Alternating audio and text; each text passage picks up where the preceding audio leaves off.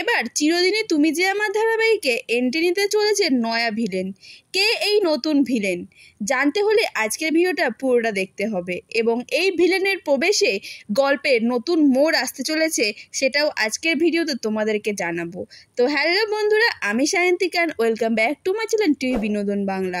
বাংলা বিনোদন জগতে নানা রকম আপডেট পেতে আমার এই চ্যানেলটিকে সাবস্ক্রাইব করে রাখবেন।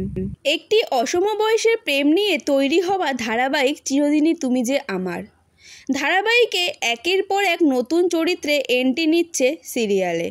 এবার দিতিপ্রিয়া ওরফে অপর্ণার জীবনে ঝড় তুলতে আসছেন এই জনপ্রিয় নায়ক।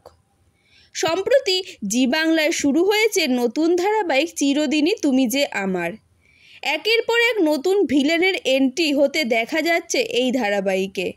প্রথম থেকেই তন্নি লাহারায় একটি নেগেটিভ চরিত্রে রয়েছেন। তন্নি আর্যর সেক্রেটারির ভূমিকায় অভিনয় করছেন। সম্প্রতি একটি প্রোমোতে দেখা গেছে জিতু কমলের ভাইয়ের চরিত্রে অভিনয় করবেন অর্কজিৎ পাল। এই চরিত্রটিও যে নেগেটিভ সেটা ট্রেলার দেখেই বোঝা গেছে। এবার দিতিপ্রিয়া ওরফে অপর্ণার জীবনে ঝড় তুলতে আসছেন আরও একজন প্রিয় ভিলেন। এই ধারাবাহিকে সন্তু নামক নতুন এই চরিত্রে অভিনয় করতে দেখা যাবে তন্ময় মজুমদারকে। এই ধারাবাহিকে তার চরিত্রটি খুবই আকর্ষণীয়। এই সন্তুর সাথে অপর্ণার নাকি বিয়ে হওয়ার কথা। হাতে পায়ে বাড়লেও সন্তু কিন্তু শিশুসুলভ আচরণ একদম যায়নি। কখনো ললিপপ মুখে নিয়ে হাসছে, আবার কখনো হবু স্ত্রীকে বসের সাথে দেখে কান্নাকাটি করছে। আপাতত দৃষ্টিতে সন্তুর চরিত্র ইতিবাচক হলেও এটি একটি নেগেটিভ চরিত্র। একেবারে সাদামাটা নয় সে।